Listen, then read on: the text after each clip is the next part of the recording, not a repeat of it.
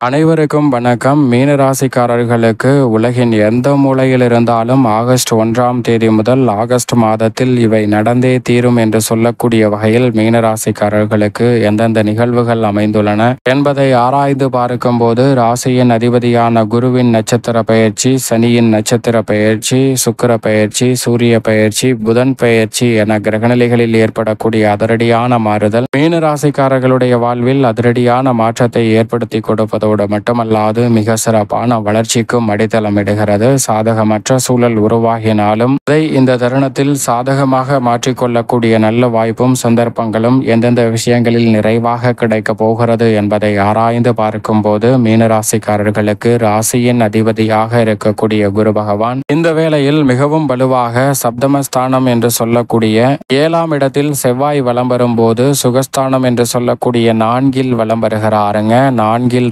ராசியின் அதிபதியான குரு இருப்பது நன்மை நிறைவாக கொடுக்கக்கூடிய ஒரு அமைப்பாக நிச்சயம் மீனராசிக்காரர்களுக்கு பார்க்கப்படுகிறது. ஏனென்றால் ராசியின் அதிபதியான குரு பகவான் சுபத்துவ பாதையில் சுகஸ்தானமாகிய 4இல் வலம் வரக்கூடிய இந்த வேளையில் அவருடன் இணைந்து சுக்கிரனும் வலம் வர போகிறார். குரு சுக்கிர யோகம் நிறைவாக கிடைக்கிறது. ராசியின் அதிபதியும் ராசியின் உச்ச அதிபதியும் இணைந்து ஏற்படுத்தக்கூடிய இந்த தருணம் என்பது சுகஸ்தானம் என்பதால் நவ கிரகங்களிலே சுகாதிபதி என்று அழைக்கக்கூடிய சுக்கிரனும் ராசியின் அதிபதியான குருவும் இணைந்திருப்பதால் பல்வேறு வகையான நன்மைகள் நிறைவாக கிடைப்பதோடு மட்டுமல்லாது இந்த ஆகஸ்ட் மாதத்தில் மிக சிறப்பான வளர்ச்சி காணக்கூடிய வகையில் மாதத்தின் துவக்கத்திலிருந்தே பல நல்ல வாய்ப்புகளும் சந்தர்ப்பங்களும் உறுதியாக மீனராசிக்காரர்களாகிய உங்களை தேடி வருகிறது. நீங்கள் நினைப்பதை காட்டிலும் மிக சிறப்பான வளர்ச்சியும் முன்னேற்றமும் உறுதியாக இந்த தருணத்தில் சந்திக்கக்கூடிய வகையில் பல்வேறு வகையான நெருக்கடிகள் சிரமங்கள் இந்த தருணத்தில் விலகி முன்னேற்றத்திற்கான நல்ல வாய்ப்பும் சந்தர்ப்பமும் நிச்சயமாக உங்களை தேடி வரக்கூடிய முதன்மையான யோகம் இந்த தருணத்தில் மீனராசிக்காரர்களுக்கு உண்டு.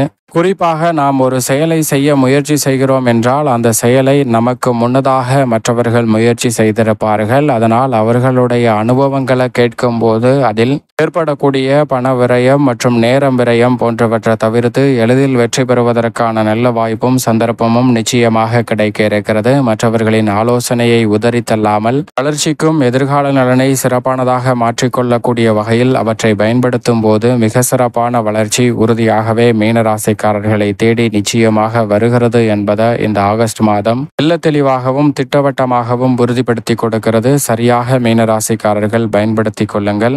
உதாரணமாக ஒரு நபர் இருக்கிறார். அவர் நீண்ட தூர பயணம் மேற்கொள்ளலாம் என்று ஒரு பயணத்தை திட்டமிடுகிறாருங்க. அப்படி அவர் பயணத்தை திட்டமிடும் போது அந்த பயணமானது சாலைகளில் வருகிறது. அது மட்டுமல்லாது அவர் கடக்கக்கூடிய தொலைவில் நடுப்பகுதியில் ஒரு பாலைவனம் ஒன்று இருக்கிறது. அந்த பாலைவனத்தை கடப்பதற்கு மற்ற பகுதியில் திட்டமிடுவதை காட்டிலும் நன்கு திட்டமிடுகிறார். ஏனென்றால் அங்கு ஆற்றல் அதிகமாக செலவாகும். செலவு, தண்ணீர் மற்றும் உணவு போன்றவை அதிகமாக தேவைப்படும் என்பதை உணர்ந்து தேவைக்கு அதிகமாக 2 மடங்காக எடுத்துக்கொள்கிறாருங்க. மற்ற பகுதியை எளிதாக கடந்து வந்து விடுகிறார். ஆனால் அந்த பாலைவன பகுதிக்கு வந்த அந்த நபர் பாலைவன பகுதியில் நுழைந்தவுடன் ஒரு பெரிய சிக்கலை சந்திக்கிறார். அவர் எளிதாக திட்டமிட்டபடி அந்த பாலைவன பகுதியில் பயணிப்பது என்பது எளிதாக அமையவில்லை. என்றால் உள்ளே நுழைந்தவுடன் அவர் கணித்ததை விட வெப்பம் அதிகமாக இருக்கிறது. அதனால் அவருக்கு அங்கு ஆற்றலில் செலவழிக்கக்கூடிய வகையில் நிறைய தண்ணீர் மற்றும் உணவுப் பொருட்கள் தேவைப்படுகிறது. அவர் எடுத்து வந்த அனைத்துமே அவர் பாதி தூரம் கடப்பதற்குள் தீர்ந்து விடுகிறது. அதற்கு பிறகு அவருடைய எனர்ஜியை முழுமையாக பயன்படுத்தி கொஞ்ச தூரம் கடந்து வருகிறார். அதற்கு பிறகு அவரிடம் ஆற்றல் இல்லை. உடனே தண்ணீர் குடித்தாக வேண்டும் என்று அந்த பாலைவன பகுதியில் தண்ணீர் எங்கு இருக்கிறது என்று தேட ஆரம்பிக்கிறாருங்க. அப்படி தேட ஆரம்பித்தவருக்கு தண்ணீர் கிடைக்கவே இல்லை. அதனால் ஒரு தூர தொலைவில் ஒரு வீடு ஒன்று தெரிகிறது. அதை பார்த்தவுடன் அங்கு சென்றால் ஏதாவது நமக்கு கிடைக்கும் என்று அந்த வீட்டை நோக்கி பயணிக்கிறார். அப்படி அந்த வீட்டை நோக்கி பயணித்த அந்த நபர் வீட்டின் அருகாமையில் வந்தவுடன் வீட்டிற்கு வெளியே ஒரு அடிப்பைப்பு இருப்பதை பார்க்கிறார். அடிப்பைப்பு இருப்பதை பார்த்தவுடன் மிகுந்த மகிழ்ச்சி அடைந்து அதை அடித்து அதிலிருந்து தண்ணீர் வருகிறதா என்று முயற்சி செய்ய ஆரம்பிக்கிறார். 10 முறை, 20 முறை, 30 முறை, 50 முறை என முயற்சி செய்கிறார். அதிலிருந்து ஒரு சொட்டு தண்ணீர் கூட வரவில்லை. எனவே வேறு ஏதாவது வழி கிடைக்கிறதா என்று அந்த வீட்டிற்குள்ளே சென்று பார்க்கலாம் என்று அந்த வீட்டிற்குள்ளே நுழைகிறாருங்க. அப்படி வீட்டிற்குள்ளே நுழைந்த அவருக்கு ஒரு இன்ப அதிர்ச்சி காத்திருக்கிறது. என்னவென்றால் அவருக்கு நேர் எதிராக ஒரு டேபிள் இருக்கிறது. அந்த டேபிள் மேலே ஒரு பாட்டில் நிறைய தண்ணீர் இருக்கிறது. இதை பார்த்தவுடன் மிகுந்த மகிழ்ச்சி அடைந்து அந்த பாட்டிலை விரைவாக சென்று எடுக்கிறார். அப்படி எடுத்தவுடன் அந்த பாட்டிலுக்கு கீழ் ஒரு குறிப்பு ஒன்று எழுதியிருக்கிறது அந்த மேஜையின் மீது. அது என்னவென்றால் அதை படிக்கிறார். அது என்னவென்றால், இந்த பாட்டிலை எடுத்தவுடன் இதில் இருக்கக்கூடிய தண்ணீரை உடனே குடித்து விடாதீர்கள். அப்படி குடித்தால் முழுமையாக உங்களுடைய தாகம் தீராது, உங்களுடைய தேவையும் பூர்த்தி ஆகாது. ஆனால் அதற்கு பதில் நீங்கள் என்ன செய்யலாம் என்றால், இந்த பாட்டிலில் இருக்கக்கூடிய தண்ணீரை வெளியில் இருக்கக்கூடிய பம்பில் கொண்டு போய் ஊற்றிவிட்டு அதற்கு பிறகு அந்த பம்பை இயக்க முயற்சி செய்யுங்கள். அப்போது அந்த பம்பில் இருந்து நிறைய தண்ணீர் வரும், உங்களுடைய தேவையும் பூர்த்தியாகும், தாகமும் தீரும் என்று எழுதியிருக்கிறது. இதை பார்த்தவுடன் அவருக்கு ஒரு குழப்பம் ஏற்படுகிறது. ஏனென்றால் நாம் ஏற்கனவே 50-60 தடவை முயற்சி செய்துவிட்டோம், அதிலிருந்து ஒரு சொட்டு தண்ணீர் கூட வரவில்லை. இதை ஊற்றியதற்கு பிறகு வரும் என்ற நம்பிக்கை எப்படி இருக்கும்? அதே சமயம் இதை ஊற்றி வரவில்லை என்றால் அவ்வளவுதான், கிடைத்த தண்ணீரும் வீணாகிவிடும் என்று நினைக்கிறாருங்க. இது போன்றுதான் மீனராசிக்காரர்களுடைய வாழ்விலும் பல நேரங்களில் பல சிக்கல்கள் வரும்போது நாம் என்ன செய்ய வேண்டும் என்று சரியாக முடிவெடுக்க முடியாத ஒரு சூழல் உருவாகும். அப்படி உருவாகும் போது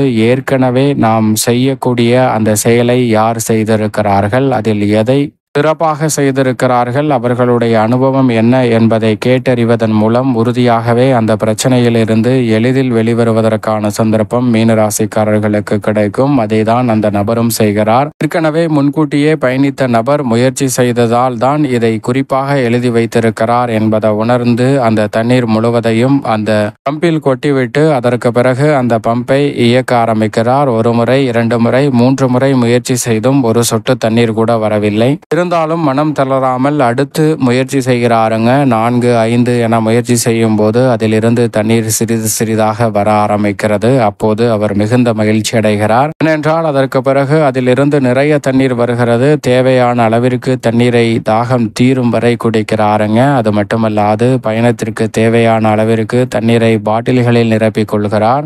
இதைவிட அந்த ரூமில் இருந்து அந்த குடிசையிலிருந்து எடுத்த பாட்டிலிலும் நிறைய தண்ணீரை நிரப்பி எங்கிருந்து எடுத்தாரோ அந்த இடத்திலே கொண்டு போய் வைக்கிறார். கொண்டு போய் வைத்தது மட்டுமல்லாது அந்த குறிப்பிற்கு கீழே இவரும் ஒரு குறிப்பை எழுதுகிறாருங்க. நாம் எப்படி ஹோட்டலுக்கு சென்றால் ரிவ்யூ போடுகிறோமோ, படங்களை பார்த்து ரிவ்யூ போடுகிறோமோ, அதுபோன்று இவரும் அந்த குறிப்பிற்கு கீழ் ஒரு குறிப்பு எழுதுகிறார். அது என்னவென்றால், இது நன்றாக வேலை செய்கிறது என்று அவர் குறிப்பை எழுதி வைக்கிறாருங்க.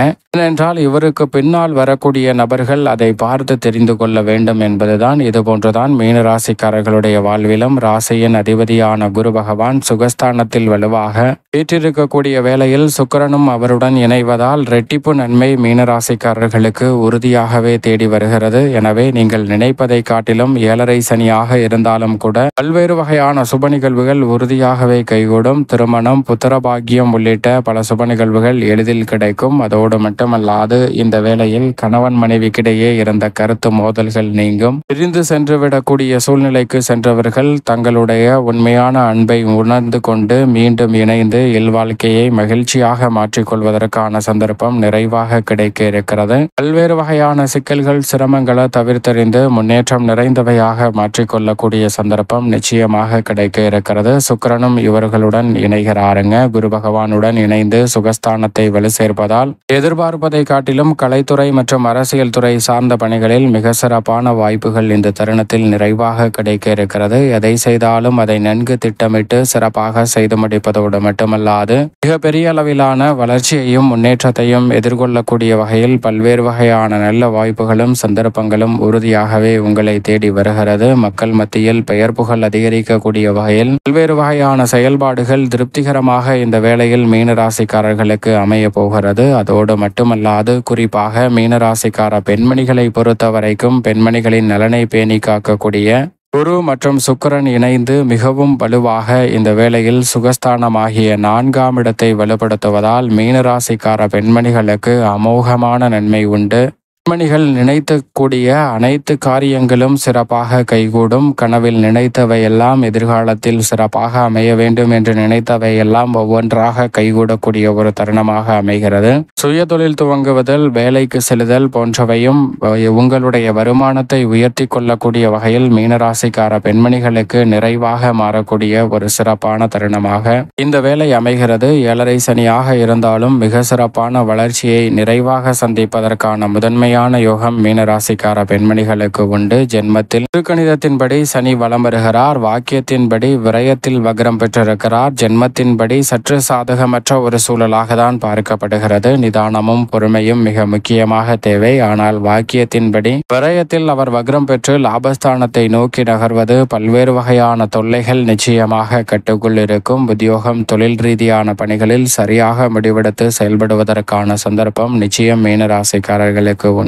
எந்த ஒரு பணியை மேற்கொண்டாலும் நம்பிக்கை இழக்காத வகையில் சிறப்பாக செயல்படுத்துவதற்கான சந்தர்ப்பம் உறுதியாகவே மீனராசிக்காரர்களாகிய உங்களை தேடி நிச்சயமாக வரும். எனவே தவறவிடாமல் சரியாக இந்த தருணத்தை மீனராசிக்காரர்கள் பயன்படுத்திக் கொள்ளுங்கள். மிக சிறப்பான வளர்ச்சியும் முன்னேற்ற வாய்ப்பும் நிறைவாகவே உங்களை தேடி உலகின் எந்த மூலையில் இருந்தாலும் வரும். அதே சமயம் நிழல் கிரகமாக இருக்கக்கூடிய ராகு விரயத்தில் இருப்பதால் எதிர்பாராத விரய செலவுகள் வரும். ஆனால் யோகஸ்தானத்தில் வலுவாக கேது அமர்ந்திருப்பதால் நினைப்பதை காட்டிலும் நல்ல லாபமும் வளர்ச்சியும் நிறைவாக உண்டு. ராகு விரயத்தில் இருப்பதால் விரயங்கள் அதிகரிக்கும், பயணங்கள் அதிகரிக்கும். ஆனால் அதன் மூலமாக பலன் உண்டு. சொந்தமாக வீடு வாங்கும் யோகம், வெளிநாடு சென்று சம்பாதிக்கக்கூடிய ஆசை நிறைவேறக்கூடிய வகையில் நல்ல காரியம் கைகூடும். இந்த தருணத்தில் புதிய வாகனம், புதிய தொழில் துவங்குதல் போன்றவை கைகூடும். யோகஸ்தானத்தில் கேது இருப்பதால் அரசு சார்ந்த முயற்சிகளில் எளிதில் வெற்றி கிடைக்கும். அதோடு மட்டுமல்லாது எதை செய்ய நினைத்தாலும் அதை சரியாக சிந்தித்து முடிவெடுக்கக்கூடிய ஆற்றல் கிடைக்கும்.